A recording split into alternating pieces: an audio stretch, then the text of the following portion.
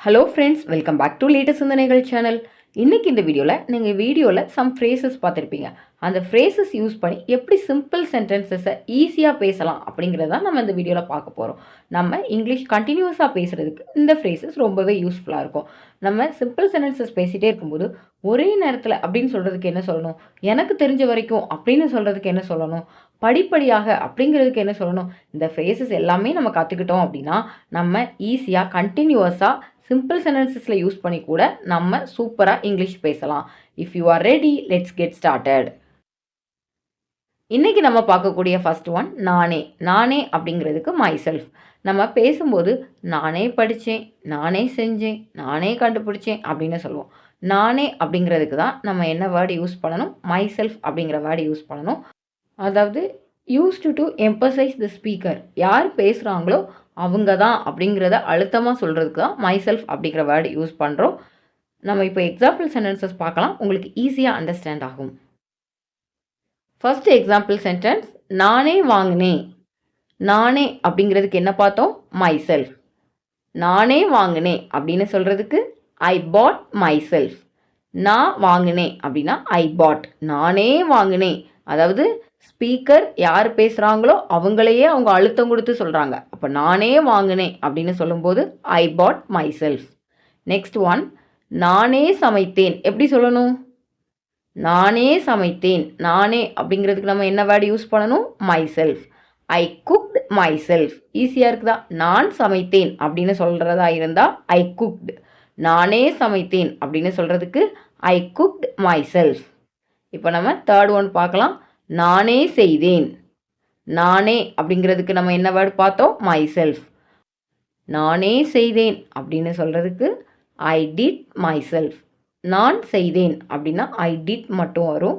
நானே செய்தேன் அப்படின்னு சொல்கிறதுக்கு ஐ டிட் மை செல்ஃப். நானே படித்தேன், நானே எழுதினேன், நானே ஒர்க் பண்ணேன், இந்த மாதிரி சென்டென்சஸ்லாம் ஈஸியாக நம்ம ஃப்ரேம் பண்ணலாம் மை செல்ஃப் யூஸ் பண்ணி. ஃபஸ்ட்டு சப்ஜெக்ட், அதுக்கப்புறம் பாஸ்ட் வெர்ப், அதுக்கப்புறம் மை செல்ஃப். இப்போ எல்லாருக்கும் மை செல்ஃப் எப்படி சென்டென்சஸில் யூஸ் ஆகுது அப்படிங்கிறத பற்றி ஒரு கிளியர் ஐடியா கிடச்சிருக்கும். இப்போ நம்ம நெக்ஸ்ட் ஃப்ரேஸ் பார்க்கலாம். ஒரே நேரத்தில். ஒரே நேரத்தில் அப்படின்னு சொல்கிறதுக்கு சைமல்டேனியஸ்லி. நம்ம ஒரே நேரத்தில் யூஸ் பண்ணி நிறைய சென்டென்சஸ் பேசுவோம். ஒரே நேரத்தில் நாங்கள் டிகிரி கம்ப்ளீட் பண்ணோம், ஒரே நேரத்தில் நான் 2 கோர்சஸ் கம்ப்ளீட் பண்ணேன், இந்த மாதிரி நம்ம பேசுவோம். அதாவது 2 things happening at exactly the same time. Same டைமில் 2 விஷயம் நடக்குது அப்படிங்கும்போது நம்ம சென்டென்சஸில் ஒரே நேரத்தில் அப்படின்னு யூஸ் பண்ணுவோம். ஒரே நேரத்தில், ஒரே டைமில் அப்படின்னு சொல்கிறதுக்கு சைமல்டேனியஸ்லி அப்படிங்கிற வேர்டு யூஸ் பண்ணலாம். இப்போ நம்ம எக்ஸாம்பிள் சென்டென்சஸ் பார்க்கலாம், உங்களுக்கு ஈஸியாக அண்டர்ஸ்டாண்ட் ஆகும். 2 ஃபோன்ஸ் ஒரே நேரத்தில் ரிங் ஆச்சுது. 2 ஃபோன்ஸ் ஒரே நேரத்தில் ரிங் ஆச்சுது. ஒரே நேரத்தில் அப்படிங்கிறதுக்கு நம்ம என்ன பார்த்தோம், simultaneously. 2 phones rank simultaneously. 2 phones ஒரே நேரத்தில் ரிங் ஆச்சுது அப்படிங்கிறதுக்கு என்ன சொல்லணும், 2 phones rank simultaneously. Second example sentence, நாங்கள் ஒரே நேரத்தில் கை தட்டினோம், நாங்கள் ஒரே நேரத்தில் கிளாப் பண்ணோம். ஒரே நேரத்தில் அப்படின்னு சொல்கிறதுக்கு நம்ம என்ன பார்த்தோம், சைமல்டேனியஸ்லி. We clapped simultaneously. நாங்கள் ஒரே நேரத்தில் கிளாப் பண்ணோம் அப்படின்னு சொல்கிறதுக்கு we clapped simultaneously. Third example sentence, நாங்கள் ஒரே நேரத்தில் ஆம் சொன்னோம், நாங்கள் ஒரே நேரத்தில் எஸ் சொன்னோம். ஒரே நேரத்தில் அப்படிங்கிறதுக்கு என்ன பார்த்தோம், simultaneously. We said yes simultaneously. We said yes simultaneously. இப்போ எல்லாருக்கும் சைமல்டேனியஸ்லி எப்படி சிம்பிள் சென்டென்சஸில் யூஸ் ஆகுது அப்படிங்கிறத பற்றி ஒரு கிளியர் ஐடியா கிடச்சிருக்கும். சைமல்டேனியஸ்லினா ஒரே நேரத்தில். இப்போ நம்ம பார்க்கக்கூடிய ரொம்ப முக்கியமான ஃப்ரேஸ், எனக்கு தெரிந்த வரைக்கும். எனக்கு தெரிந்த வரைக்கும் அப்படின்னு சொல்கிறதுக்கு as far as I know. as far as I know. எனக்கு தெரிஞ்ச வரைக்கும் ஆமாம் அப்படின்னு சொல்கிறதுக்கு as far as I know as. எனக்கு தெரிஞ்ச வரைக்கும் இல்லை, எனக்கு தெரிஞ்ச வரைக்கும் ஆன்சர் 10. இந்த மாதிரிலாம் நம்ம சிம்பிளாக பேசலாம் as far as I know அப்படிங்கிற ஒரு ஃப்ரேஸ் தெரிஞ்சால் போதும். இப்போ நம்ம எக்ஸாம்பிள் சென்டென்சஸ் பார்க்கலாம், உங்களுக்கு ஈஸியாக அண்டர்ஸ்டாண்ட் ஆகும். எனக்கு தெரிந்த வரைக்கும் அவளுக்கு சாக்லேட் பிடிக்கும். எனக்கு தெரிந்த வரைக்கும் அப்படிங்கிறதுக்கு நம்ம என்ன பார்த்தோம், as far as I know. as far as I know she likes chocolate. as far as I know she likes chocolate. இப்போ நம்ம செகண்ட் எக்ஸாம்பிள் சென்டென்ஸ் பார்க்கலாம். எனக்கு தெரிந்த வரைக்கும் அவள் வீட்டில் இருக்கிறாள். எனக்கு தெரிஞ்ச வரைக்கும் அவ வீட்டில் இருக்கிறாள். எனக்கு தெரிந்த வரைக்கும் அப்படிங்கிறதுக்கு என்ன சொல்லணும்? as far as I know. as far as I know she is at home. as far as I know she is at home. பாருங்க, she is at home அப்படிங்கிறது ரொம்ப சிம்பிளான சென்டென்ஸ். அது கூட எனக்கு தெரிந்த வரைக்கும் அப்படின்னு ஆட் பண்ணும்போது நம்ம ஈஸியாக ஃப்ளூவண்ட்டாக இங்கிலீஷில் பேசலாம். நெக்ஸ்ட் ஒன், எனக்கு தெரிஞ்ச வரைக்கும் படம் நல்லா இருக்குது. அதாவது 100% படம் நல்லா இருக்குது அப்படின்னு சொல்ல முடியாது. அது அன்ட்ரூவாக கூட இருக்கலாம். பட் அவங்களுக்கு தெரிஞ்ச வரைக்கும் அவங்களுக்கு நல்லா இருக்குது அப்படிங்கிறத அவங்க எக்ஸ்பிரஸ் பண்ணுறாங்க. எனக்கு தெரிந்த வரைக்கும் அப்படின்னு சொல்றதுக்கு என்ன சொல்லணும்? as far as I know. as far as I know the movie is good. as far as I know the movie is good. இப்போ எல்லாருக்கும் as far as I know எப்படி சிம்பிள் சென்டென்சஸில் யூஸ் ஆகுது அப்படிங்கிறத பற்றி ஒரு கிளியர் ஐடியா கிடச்சிருக்கும். இப்போ நம்ம பார்க்கக்கூடிய நெக்ஸ்ட் ஒன், அப்படியானால். அப்படியானால் அப்படின்னு சொல்கிறதுக்கு if so. அதாவது அதுதான் விஷயம்னா, அது உண்மைன்னா, இந்த மாதிரிலாம் ஷார்ட்டாக பேசுகிறதுக்கு நம்ம அப்படின்னா அப்படின்னு சொல்லிட்டு அந்த விஷயத்த அதுக்கப்புறம் சொல்லுவோம். அப்படின்னா நான் ஸ்கூலில் போய் கூட்டிகிட்டு வரேன் அப்படின்னு சொல்லுவோம். அப்படின்னா நம்ம இப்போ பேசிட்டு இருக்கும்போது அப்படின்னா அவள் என்ன சொன்னா அப்படின்னு கேட்போம். அப்படின்னா ஓகே, இந்த மாதிரிலாம் சொல்லுவோம். இப்போ அப்படி என்றால் அப்படின்னு சொல்கிறதுக்கு என்ன சொல்லணும்? If so. இப்போ நம்ம இஃப் ஸோ யூஸ் பண்ணி சம் எக்ஸாம்பிள் சென்டென்சஸ் பார்க்கலாம். உங்களுக்கு ஈஸியாக அண்டர்ஸ்டாண்ட் ஆகும். ஃபர்ஸ்ட் எக்ஸாம்பிள் சென்டென்ஸ், அப்படியானால் நாம் சாப்பிடுவோம். அப்படின்னா நம்ம சாப்பிடுவோம். அப்படியானால் அப்படிங்கிறதுக்கு என்ன பார்த்தோம்? If so. If so let's eat. If so let's eat. Next one, அப்படியானால் நாம் சீக்கிரம் கிளம்ப வேண்டும். ரொம்ப தூரம் இருக்கு அப்படின்னா நம்ம சீக்கிரம் கிளம்பணும் அப்படின்னு சொல்லுவோம். அப்படின்னா அப்படின்னு சொல்றதுக்கு என்ன சொல்லணும்? If so. If so we should leave early. ஏர்லினா சீக்கிரம். If so we should leave early. Next one, அப்படியானால் அவள் என்ன சொன்னாள். ஒரு கான்வர்சேஷன் பேசிட்டே இருக்கும்போது அப்படின்னா அவள் என்ன சொன்னா அப்படின்னு கேட்போம். அப்படின்னா அப்படின்னு சொல்றதுக்கு if so. If so what did she say. If so what did she சே. இந்த மாதிரி நம்ம கொஸ்டின்ஸும் இஃப் ஸோக்கு அடுத்து கேட்டுக்கலாம். இப்போ எல்லாருக்கும் இஃப் ஸோ எப்படி சிம்பிள் சென்டென்சஸில் சிம்பிள் கொஸ்டின்ஸில் யூஸ் ஆகுது அப்படிங்கிறது பற்றி கிளியர் ஐடியா கிடச்சிருக்கும். இப்போ நம்ம பார்க்கக்கூடிய ஃபிஃப்த் ஒன், படி. படி அப்படின்ன உடனே எல்லாருக்கும் ஸ்டடி அப்படின்னு ஞாபகத்துக்கு வந்திருக்கும். இது அந்த படி இல்லை. படி அப்படின்னு சொல்கிறதுக்கு ஆஸ் பெர் அப்படின்னு சொல்லணும். அதாவது ரூல்ஸ் படி அப்படின்னு சொல்லும்போது as per the rules. Instructions படி அப்படின்னு சொல்லும்போது ஆஸ் பெர் த இன்ஸ்ட்ரக்ஷன்ஸ். டீச்சரோட அட்வைஸ் படி அப்படின்னு சொல்லும்போது as per the teacher's advice. இந்த மாதிரி நம்ம சொல்லணும். இப்போ எல்லாருக்கும் புரிஞ்சிருக்கும் படி அப்படிங்கிறது எப்படி யூஸ் ஆகுதுன்னு. இப்போ நம்ம சென்டென்சஸில் ஆஸ் பெர் எப்படி யூஸ் ஆகுதுன்னு பார்க்கலாம். ஃபர்ஸ்ட் எக்ஸாம்பிள் சென்டென்ஸ், லிஸ்ட் படி நாங்கள் எல்லாத்தையும் வாங்கினோம். லிஸ்ட் படி நாங்கள் எல்லாத்தையும் வாங்கினோம். லிஸ்ட் படி.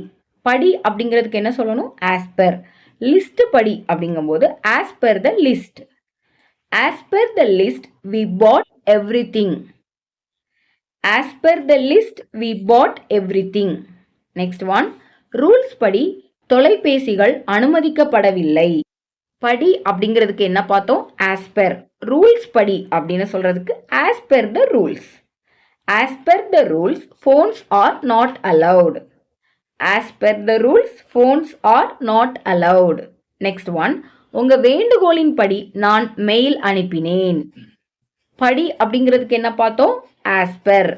வேண்டுகோள் அப்படிங்கிறதுக்கு என்ன சொல்லுவோம்? ரெக்வெஸ்ட். உங்க வேண்டுகோளின் படி அப்படின்னு சொல்றதுக்கு ஆஸ் பெர் யுவர் ரெக்வெஸ்ட். உங்க வேண்டுகோளின் படி நான் மெயில் அனுப்பினேன். As per your request I sent the email. இப்போ எல்லாருக்கும் ஆஸ் பெர் எப்படி சிம்பிள் சென்டென்சஸில் யூஸ் ஆகுது அப்படிங்கிறத பற்றி கண்டிப்பாக ஒரு கிளியர் ஐடியா கிடச்சிருக்கும். இப்போ நம்ம இது வரைக்கும் 5 phrases பார்த்துருக்கோம். நம்ம ஒன்ஸ் ரீகால் பண்ணிக்கலாம். நானே, மைசெல்ஃப். ஒரே நேரத்தில், சைமல்டேனியஸ்லி. எனக்கு தெரிந்த வரைக்கும், as far as I know. அப்படியானால், if so. படி, as per. இப்போ நம்ம பார்க்கக்கூடிய 6th ஒன் படிப்படியாக. படிப்படியாக அப்படின்னு சொல்றதுக்கு ஸ்டெப் பை ஸ்டெப். நான் படிப்படியாக முன்னேறினேன், அவருக்கு படிப்படியாக ப்ரொமோஷன் கிடைச்சது. இந்த மாதிரி நம்ம பேசுவோம். அதாவது ஒவ்வொரு ஸ்டெப் பை ஸ்டெப்பா படிப்படியாக. இப்போ நம்ம படிப்படியாக எப்படி எக்ஸாம்பிள் சென்டென்சஸ்ல யூஸ் ஆகுது அப்படிங்கிறத பார்க்கலாம். ஃபர்ஸ்ட் ஒன், படிப்படியாக ஆங்கிலம் பேசு. படிப்படியாக இங்கிலீஷ் பேசு. படிப்படியாக அப்படிங்கிறதுக்கு என்ன பார்த்தோம்? Step by step. Speak English step by step. Speak English step by step. Next one, அதை படிப்படியாக செய். அதை படிப்படியாக செய். படிப்படியாக அப்படிங்கிறதுக்கு என்ன சொல்லணும்? Step by step. Do it step by step. Do it step by step. Next one, நான் படிப்படியாக சமைக்க கற்றுக்கொண்டேன். படிப்படியாக அப்படிங்கிறதுக்கு என்ன சொல்லணும்? Step by step. I learned to cook step by step. I learned to cook step by step. இப்போ எல்லாருக்கும் ஸ்டெப் பை ஸ்டெப் எப்படி சிம்பிள் சென்டென்சஸ்ல யூஸ் ஆகுது அப்படிங்கிறத பற்றி ஒரு கிளியர் ஐடியா கிடைச்சிருக்கும். இப்போ நம்ம பார்க்கக்கூடிய 7th ஒன், இல்லை என்றால். இல்லை என்றால் அப்படின்னு சொல்றதுக்கு இஃப் நாட். அதாவது அழகா இல்லைனா அப்படின்னு சொல்றதுக்கு இஃப் நாட் பியூட்டிஃபுல். சூடா இல்லைனா அப்படின்னு சொல்றதுக்கு இஃப் நாட் ஹாட். பிஸியா இல்லைனா அப்படின்னு சொல்றதுக்கு இஃப் நாட் பிஸி. இப்போ எல்லாருக்கும் இஃப் நாட் எப்படி சிம்பிளா யூஸ் பண்ணலாம் அப்படிங்கிறது பற்றி ஐடியா கிடைக்கிறதுக்கு நம்ம இன்னும் எக்ஸாம்பிள் சென்டென்சஸ் பார்க்கலாம். ஃபர்ஸ்ட் ஒன், சூடாக இல்லை என்றால் நான் டீ குடிப்பேன். இல்லை என்றால் அப்படிங்கிறதுக்கு நம்ம என்ன பார்த்தோம்? If not. சூடாக இல்லை என்றால் அப்படின்னா என்ன சொல்லணும்? If not hot. I will drink tea if not hot. I will drink tea if not hot. Next one, வருத்தம் இல்லைனா அவள் சிரிப்பாள். இல்லை என்றால் அப்படிங்கிறதுக்கு என்ன பார்த்தோம்? If not. வருத்தம் இல்லை என்றால் அப்படின்னு சொல்றதுக்கு இஃப் நாட் அப்செட். வருத்தம் இல்லை என்றால் அவள் சிரிப்பாள் அப்படின்னு சொல்றதுக்கு she will smile if not upset. She will smile if not upset. Third example sentence, பிஸியாக இல்லை என்றால் அவன் உங்களுக்கு உதவுவான். இப்போ இந்த சென்டென்ஸ்ல இல்லை என்றால் அப்படிங்கிறதுக்கு என்ன பார்த்தோம்? If not. பிஸியாக இல்லை என்றால் அப்படின்னு சொல்றதுக்கு if not busy. he will help you if not busy. he will help you if not busy. இப்போ எல்லாருக்கும் இஃப் நாட் எப்படி சிம்பிள் சென்டென்சஸ்ல யூஸ் ஆகுது அப்படிங்கறது பத்தி ஒரு கிளியர் ஐடியா கிடைச்சிருக்கும். இப்போ நம்ம பார்த்துட்டு இருக்கிறது ஒரு கொஸ்டின் ஃப்ரேஸ். என்றால் என்ன பண்றது? இந்த மாதிரி கொஸ்டின் கேட்கறதுக்கு நம்ம வாட் இஃப் அப்படிங்கிற கொஸ்டின் ஃப்ரேஸ் யூஸ் பண்ணிக்கலாம். நம்ம அடிக்கடி நடக்காத ஒரு விஷயத்தை பற்றி இது நடந்தா என்ன பண்ணுறது அப்படிங்கிற மாதிரி கொஸ்டின் கேட்போம். அப்படி கேட்கறதுக்கு தான் வாட் இஃப் யூஸ் பண்ணணும். ஃபார் எக்ஸாம்பிள், நாளைக்கு லீவுனா என்ன பண்ணுறது? என் ஃப்ரெண்ட் சார்ஜர் கொண்டு வரலனா என்ன பண்ணுறது? இந்த மாதிரி நம்ம பேசுவோம். இப்படி பேசுறதுக்கு தான் நம்ம வாட் இஃப் யூஸ் பண்ணி நம்ம ஈஸியாக கொஸ்டின்ஸ் கேட்கலாம். இப்போ நம்ம எக்ஸாம்பிள் கொஸ்டின்ஸ் பார்க்கலாம், உங்களுக்கு ஈஸியாக அண்டர்ஸ்டாண்ட் ஆகும். ஃபர்ஸ்ட் ஒன், கடை மூடினால் என்ன பண்ணுறது? டைம் ஆச்சு, கடை க்ளோஸ் பண்ணால் என்ன பண்ணுறது? என்றால் என்ன பண்ணுறது அப்படிங்கிறதுக்கு நம்ம என்ன பார்த்தோம்? What if. What if the shop is closed. What if the shop is closed. Next one, teacher என்கிட்ட கேட்டால் என்ன பண்ணுறது? டீச்சர் என்கிட்ட கேட்டால் என்ன பண்ணுறது? என்றால் என்ன பண்ணுறது அப்படிங்கிறதுக்கு என்ன பார்த்தோம்? What if. What if the teacher asks me. What if the teacher asks me. Next one, N friend வரவில்லை என்றால் என்ன பண்ணுறது? என்றால் என்ன பண்ணுறது அப்படிங்கிறதுக்கு என்ன பார்த்தோம்? What if. What if my friend doesn't come. What if my friend doesn't come. இப்போ எல்லாருக்கும் வாட் இஃப் வச்சு எப்படி கொஸ்டின்ஸ் ஃபார்ம் பண்ணணும் அப்படிங்கிறத பற்றி ஒரு கிளியர் ஐடியா கிடைச்சிருக்கும். வாட் இஃபோட மீனிங் என்றால் என்ன பண்ணுறது, அதாவது ஃபியூச்சரில் உள்ள கொஸ்டினை யூகிச்சு கேட்கக்கூடிய கொஸ்டின் ஃபார்மேட்டில் வரும். இப்போ நம்ம பார்க்கக்கூடிய 9th ஒன் காரணமாக. காரணமாக அப்படின்னு சொல்றதுக்கு on the occasion of. For example திருவிழா காரணமாக, நியூ இயர் காரணமாக. திருவிழா காரணமாக அப்படின்னு சொல்றதுக்கு on the occasion of the festival. New year காரணமாக அப்படின்னு சொல்றதுக்கு on the occasion of the new year. Deepavali காரணமாக அப்படின்னு சொல்றதுக்கு on the occasion of the Deepavali. இப்போ எக்ஸாம்பிள் சென்டென்சஸ்ல எப்படி on the occasion of use ஆகுது அப்படின்னு பார்க்கலாம். ஃபர்ஸ்ட் ஒன், விடுமுறையின் காரணமாக கடைகள் மூடி இருந்தது. காரணமாக அப்படிங்கிறதுக்கு என்ன பார்த்தோம்? On the occasion of. விடுமுறையின் காரணமாக அப்படின்னு சொல்றதுக்கு on the occasion of the holiday. விடுமுறையின் காரணமாக கடைகள் மூடி இருந்தது. On the occasion of the holiday the stores were closed. Second example sentence, திருவிழா காரணமாக எங்களுக்கு பரிசுகள் கிடைத்தன. காரணமாக அப்படிங்கிறதுக்கு என்ன பார்த்தோம்? On the occasion of. திருவிழா காரணமாக அப்படின்னு சொல்றதுக்கு on the occasion of the festival. இப்போ ஃபுல் சென்டென்ஸ்க்கு எப்படி சொல்லலாம்? On the occasion of the festival we got gifts. On the occasion of the festival we got gifts. இப்போ நம்ம பார்க்கக்கூடிய நெக்ஸ்ட் எக்ஸாம்பிள் சென்டென்ஸ், அவளுடைய பதவி உயர்வு காரணமாக அவள் லஞ்சுக்கு அழைத்தாள். காரணமாக அப்படிங்கிறதுக்கு நம்ம என்ன பார்த்தோம்? On the occasion of. அவளுடைய பதவி உயர்வு காரணமாக அப்படி சொல்றதுக்கு on the occasion of her promotion. On the occasion of her promotion, she invited to lunch. On the occasion of her promotion, she invited to lunch. இப்போ எல்லாருக்கும் ஆன் த அக்கேஷன் ஆஃப் எப்படி simple சென்டென்சஸ்ல use ஆகுது அப்படிங்கறத பத்தி கண்டிப்பா ஒரு clear idea கிடைச்சிருக்கும். இப்போ நம்ம பார்க்கக்கூடிய 10th ஃப்ரேஸ், நான் யோசிக்கிறேன். நான் யோசிக்கிறேன் அப்படின்னு சொல்றதுக்கு ஐ ஒண்டர். எல்லாருக்கும் ஐ திங்க் அப்படின்னு தான் ஞாபகத்துக்கு வந்திருக்கும் இந்த ஃப்ரேஸை பார்த்த உடனே. ஃபர்ஸ்ட் நமக்கு ஒண்டர் எப்போ யூஸ் பண்ணணும், திங்க் எப்போ யூஸ் பண்ணணும் அப்படிங்கிறது தெரிஞ்சிருக்கணும். ஏன்னா ரெண்டுமே யோசிக்கிறேன் அப்படிங்கிற மீனிங்கை தான் கொடுக்குது. ஐ திங்க் வந்து நம்ம ஒரு டிசிஷன் எடுக்கிறோம் அல்லது ஒரு ப்ராப்ளமை சால்வ் பண்ணி ஆன்சர் கொண்டு வரோம் அப்படிங்கும்போது I think the answer is 10 அப்படின்னு நம்ம சொல்லலாம். ஆனால் ஒண்டர் எப்போ யூஸ் பண்ணணும்னா நம்ம ஒரு சர்ப்ரைசிங்காக ஒரு விஷயத்தை யோசிக்கிறோம், ரொம்ப ஆர்வத்தோட ஒரு விஷயத்த பத்தி யோசிச்சுட்டு இருக்கோம், அல்லது தெரியாத ஒரு விஷயத்த பத்தி இப்போ ஒரு படம் பார்க்குறோம், அடுத்து இப்படிதான் வரும் அப்படிங்கிறத பத்தி யோசிச்சுட்டு இருக்கோம் அப்படின்னா அந்த இடத்துல ஐ ஒண்டர் நம்ம யூஸ் பண்ணலாம். இப்போ நம்ம எக்ஸாம்பிள் சென்டென்சஸ் பார்க்கலாம், உங்களுக்கு ஈஸியாக அண்டர்ஸ்டாண்ட் ஆகும். ஃபர்ஸ்ட் ஒன், இது எப்படி வேலை செய்யுதுன்னு நான் யோசிக்கிறேன். இது எப்படி வேலை செய்யுதுன்னு நான் யோசிக்கிறேன். அதாவது தெரியாத ஒரு விஷயத்த இது எப்படி வேலை செய்யும் அப்படின்னு ஒரு ஆர்வத்தோட யோசிக்கிறது தான் நம்ம இந்த சென்டென்ஸ்ல சொல்ல வரோம். நான் யோசிக்கிறேன் அப்படிங்கிறதுக்கு என்ன பார்த்தோம்? ஐ wonder. I wonder how this works. I wonder how this works. இப்போ நம்ம செகண்ட் எக்ஸாம்பிள் சென்டென்ஸ் பார்க்கலாம். இரவு சாப்பாட்டிற்காக என்ன இருக்குதுன்னு நான் யோசிக்கிறேன். அதாவது நைட் டின்னருக்கு என்ன இருக்கும் அப்படின்னு ஒரு ஆர்வத்தோட யோசிக்கிறது தான் இந்த சென்டென்ஸ். அப்போ நான் யோசிக்கிறேன் அப்படிங்கிறதுக்கு என்ன சொல்லணும்? ஐ wonder. I wonder what is for dinner. I wonder what is for dinner. இப்போ நம்ம தேர்ட் எக்ஸாம்பிள் சென்டென்ஸ் பார்க்கலாம். இப்போது டைம் என்னன்னு நான் யோசிக்கிறேன். நான் யோசிக்கிறேன் அப்படிங்கிறதுக்கு என்ன சொல்லணும்? ஐ ஒண்டர்.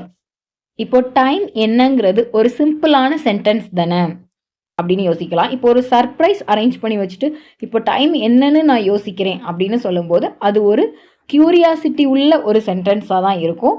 அப்போ நம்ம ஐ ஒண்டர்னு ஸ்டார்ட் பண்ணணும் நான் யோசிக்கிறேன் அப்படின்னு சொல்றதுக்கு. ஐ wonder what time it is. I wonder what time it is. இந்த மாதிரி சிம்பிள் சென்டென்சஸ்ல கூட நம்ம அதை ஆர்வமாக திங்க் பண்ணும்போது நம்ம ஐ ஒண்டர் யூஸ் பண்ணலாம். இப்போ எல்லாருக்கும் ஐ ஒண்டர் எப்படி சிம்பிள் சென்டென்சஸ்ல யூஸ் ஆகுது அப்படிங்கிறத பற்றி ஒரு கிளியர் ஐடியா கிடைச்சிருக்கும். நம்ம சக்ஸஸ்ஃபுல்லாக 10 phrases with example sentences-ஓட நம்ம பார்த்துருக்கோம். இப்போ நம்ம ஒன்ஸ் இந்த 10 phrases-ஐயும் ரீகால் பண்ணிக்கலாம். ஃபர்ஸ்ட் ஒன், நானே, myself. செகண்ட் ஒன், ஒரே நேரத்தில், simultaneously. தேர்ட் ஒன், எனக்கு தெரிந்த வரைக்கும், as far as I know. Fourth one, அப்படியானால், if so. ஃபிஃப்த் ஒன், படி, ரூல்ஸ் படி அப்படின்னு சொல்றதுக்கு ஆஸ் பெர் த ரூல்ஸ். படினா ஆஸ் பெர். 6th ஒன் படிப்படியாக, step by step. 7th one இல்லை என்றால், இஃப் நாட். 8th ஒன் என்றால் என்ன பண்றது, வாட் இஃப். 9th ஒன் காரணமாக, on the occasion of. 10th one நான் யோசிக்கிறேன், நான் ஆர்வமாக யோசிக்கிறேன், அந்த மீனிங்ல வரும்போது ஐ ஒண்டர். இப்போ உங்களுக்கான கொஸ்டின்ஸ், இந்த 5 ஃப்ரேசஸ்க்கும் இங்கிலீஷ்ல எப்படி சொல்லணும்னு நீங்க காமெண்ட்ஸ்ல உங்க ஆன்சர்ஸை லீவ் பண்ணுங்க. ஃபர்ஸ்ட் ஒன் நானே. செகண்ட் ஒன் எனக்கு தெரிந்த வரைக்கும். தேர்ட் ஒன் படிப்படியாக. ஃபோர்த் ஒன் அப்படியானால். ஃபிஃப்த் ஒன் காரணமாக. உங்க ஆன்சர்ஸை இப்பவே டைப் பண்ண ஆரம்பிச்சிட்டீங்க. எல்லாருக்கும் ரொம்ப ரொம்ப நன்றிகள். இந்த வீடியோ உங்களுக்கு யூஸ்ஃபுல்லாக இருந்ததுன்னா மறக்காமல் லைக் பண்ணுங்கள், காமெண்ட்ஸ் பண்ணுங்கள். இந்த மாதிரி ஈஸி மெத்தட் இருக்குது அப்படின்னு உங்கள் ஃப்ரெண்ட்ஸ் இங்கிலீஷ் பேசுகிறதுல ஆர்வமாக இருந்தாங்கன்னா அவங்களுக்கு நம்ம வீடியோவை ஷேர் பண்ணுங்கள். இன்னும் சப்ஸ்கிரைப் பண்ணாமல் இந்த வீடியோ யூஸ்ஃபுல்லாக இருக்குது அப்படின்னு ஃபீல் பண்ணுறீங்க, பட் சப்ஸ்கிரைப் பண்ணலன்னா மறக்காமல் சப்ஸ்கிரைப் பண்ணுங்கள். Thank you so much. I will meet you in the next video.